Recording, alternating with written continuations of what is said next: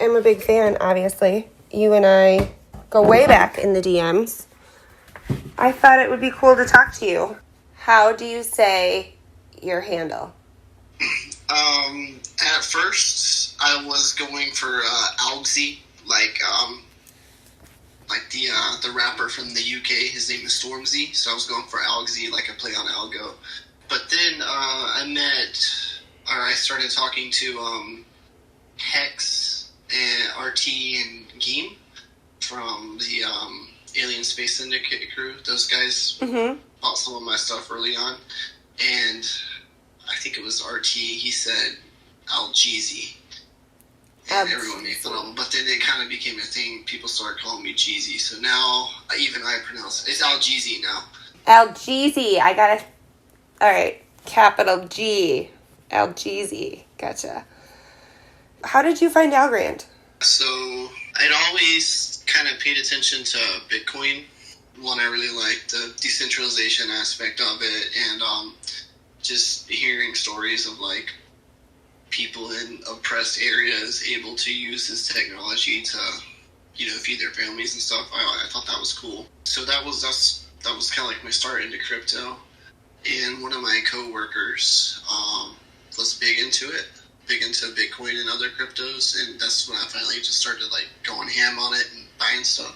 So it's probably 2019 or 2020. I'd have to check my wallet for the exact date. And I actually heard about Algorand through Coinbase, and I was reading about, the stuff it has to offer. And I would go to Algorand.com and read at the time they had all kinds of documents up explaining the stuff. And I saw how it equated to what was going on Ethereum with their NFTs and stuff. And I always thought the NFTs were a cool thing. It's just was never financially a thing for me. I couldn't justify spending the money on ETH, so I never got to get into it. But I saw that Algorand had the potential to become something at some point, and just started watching it there. So before Algorand, you were pretty tech savvy with your Bitcoin, already knowing about what blockchain is, and you've always been a creative? Yeah, so my professional life has mostly been a customer service background. I've worked in a call center for about probably 6 years for different companies. And then in my personal life, I was always tech savvy, playing computer games, and done a little bit of coding here or there. If I needed to make something rudimentary and basic to my needs, I could. When it comes to the internet, computers, programs, games, all that kind of stuff, it all comes naturally to me. As far as creating, I have used Photoshop on and off probably since 2008. Yearbooks for school, banners and stuff like that. Around 2016, 2017, I started playing with Blender. Okay. And I did a bunch of head sculpts. Not a bunch. I probably did about 3 or 4 head sculpts of, I called them like some alien heads. Unfortunately, I have lost all of them except for one that I have packed up somewhere in my files here. So I did a little bit of Blender too, but I never really got into like full-time creative until starting NFTs and doing the OXMs.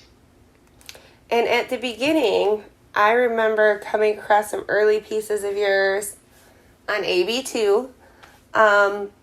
And it was like kind of a wide mix. You had some like really cool glitchy composite style art. I don't know if that was all AI or if it was like, I don't know how you do what you do. But then very quickly you moved into the OXM series. It's 0XM. I call it OXM, but it is 0XM. I remember exchanging DMs with you really early. I was new, but I loved your stuff. The first piece was actually before the OXM series that I have my Blue Man, which I'm totally going to blast on the screen because I love him still. He's like haunting in kind of the coolest ways. But then you started the OXM series, but then you have aerial work that you've done, like coding and stuff that you've been kind of learning on the blockchain. So you have the aerial photography, which I love, and I have a couple pieces of. And then you have the swamp frog that you're a part of as well. Like the concept really fascinates me as far as what you do. And I wanted to ask you about the inspiration behind the OXM series. Yeah, so Algo Core, Full Metal Algo. That's basically my best friend. Like we talk every day. All we grew up together basically. So that's my buddy right there. When I first was getting into doing the NFTs, he actually sent me a picture of a face that he had ran through Google's Deep Dream, I think it is, and it did some stuff to the face, and I'm like, oh, that's cool. Care if I run this through Photoshop, and I ran it through some Photoshop filters and stuck it up, and I think I put it up for like 10, 20 algo, and I was like, that's not gonna sell. It'll be nothing, and it sold instantly. So I was like, oh, okay, well let's see what else happens. It was kind of like a fishing thing, really. He sent me the picture, I photoshopped it, I stuck it up, and then it sold. And then the second one was like, okay, well, what can I do that's kind of like this but different?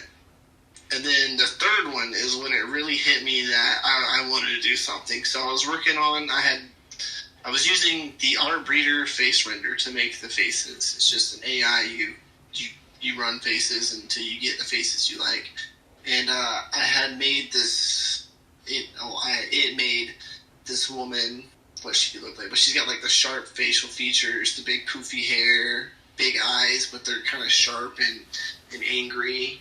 Not quite, it was number 3. I called that one OXM3 broadcast error. But what made me like it was I was waiting for a Photoshop thing to finish processing, and my computer at the time didn't have a lot of RAM, so sometimes this thing would just break and Photoshop would crash. Well, this time it didn't break, but it glitched out. It completed the process, but it ran these 3 black bars across her face vertically, and I was like, okay, this is cool. I like this. This was all just a mistake. Let's admit this. And I don't remember what I put it out for. I think it was like 20, 30, maybe 50 algo or something like that. And I was like, it will never sell. No one's gonna buy this. Someone bought it. It was crazy. From there, I would basically pull up faces, find faces that I liked that were similar to the ones that had done well before, but were different. I'll mess up their faces, but keep them clear. I don't know how to describe what I do to them. Yeah, some of them are very complex, but you never lost the detail of the face, which I feel like can happen with AI sometimes. Like, it gets a little weird every once in a while. This specific AI is only for those portraits of basically those kind of portraits. So it can go from realistic to kind of like painted style portraits, but that specific one will always give you faces. Like halfway through the OXMs, when I was kind of getting burnt out doing those every week, just the same subject matter, and seeing other artists on the scene. I think what really changed my mindset or made me want to branch out and try different things was the 3D guy Alex Vith. He came on, and I really loved his artwork and the subject matter. It's like this weird sci-fi universe he was kind of portraying. I thought that was cool. So when I saw that, I was like, well, I could probably learn how to make something like that if I took the time. I haven't quite gotten to that yet. What ended up happening was I did the frequencies. I've kept notes on like world building, right? So like with the frequencies last year, I wanted to build this like world and tell a story around the frequencies, but I never actually fleshed out the whole narrative bit. So I would like make up rules like, so the frequencies are it's a post-human future. So everyone is a robot, basically. You don't have your body anymore. And the frequencies are a servant class of robots. And the story we were going to tell, we were going to follow a small batch of frequencies. I think we had 6 we were going to do. I say we because I had my friend also working with the story bits on me. But they were going to be like a small batch that was like defective and put on this space trash barge to go be thrown into a sun so that they would be, disposed of. But something happens in transit and they wake up and they're like, we're in this container. What's going on? And they end up like crashing their ship onto a planet, and then kind of like a on the run from the authorities type thing because they're supposed to be decommissioned robots or whatever. That was the story we were wanting to tell.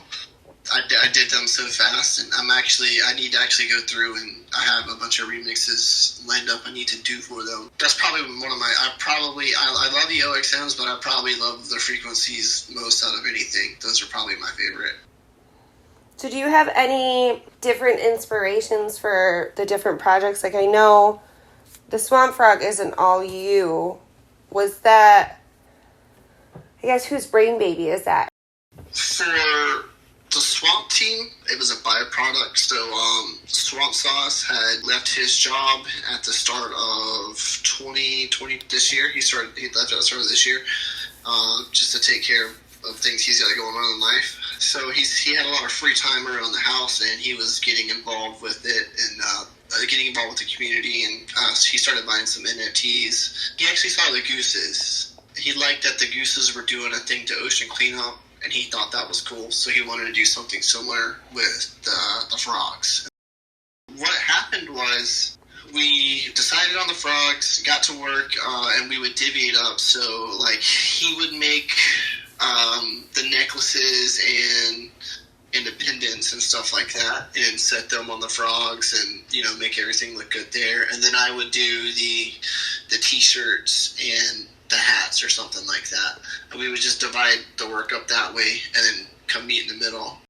With Blender, you can, when you save your Blender file, it saves the setup of the workspace. So I had set up the workspace so that we would always be sharing the same assets and looking at the same kind of workspace while we were working on things.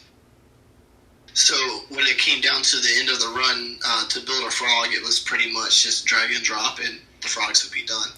And then after things progressed, we turned it from just a frog profile picture to like a swamp community thing or whatever, which has been a whole nother challenge. I don't know how to do the community, but we'll figure it out. We did our giveaway for stakers.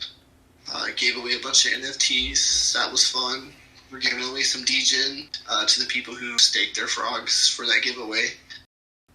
While we're on the topic, working with Algo Abstractions, we got our little 2D things we're calling munchkins. We're going to put that under the Swamp Team, so I think we're going to use that, what we started with the frogs as the Swamp Team as kind of like a catch-all for various projects. And try and just feed them all into each other. So if you have a munchkin, you're a swamp holder or whatever. You can get in these giveaways, or you can mint these things, or whatever we plan to do. It's up in the air. We'll figure it out as we go. All right. So something I always like to ask: if you had advice, what would it be? From the artistic side, I mean, you're a unique situation. I want all the advice, like.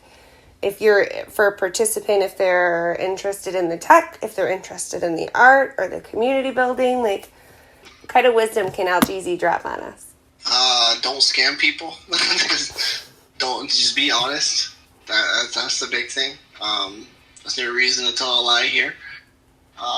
Don't be scared. Web3 is about defining who you are. You're not defined by your personal self unless you want to be, but I see everyone on Twitter as their Web3 identity, and you get to choose what that is and who that is.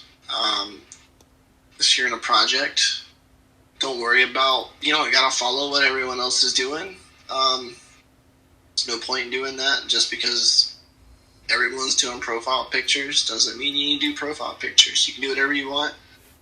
Don't be afraid to make friends. Everyone's pretty friendly, and you gotta make friends because there's so much going on. I mean, how are you gonna keep track of it all? I'm in at least 3 group chats, and I follow a few Discords, and I try to keep tabs on who I know and who I talk to, and just get to know everyone a little bit better than, what we see on the surface level, and it's all about the relationship. Oh, man. Okay. I appreciate you so much. It was great talking to you. Thanks again. No problem. Anytime. I had fun. All right. Take care.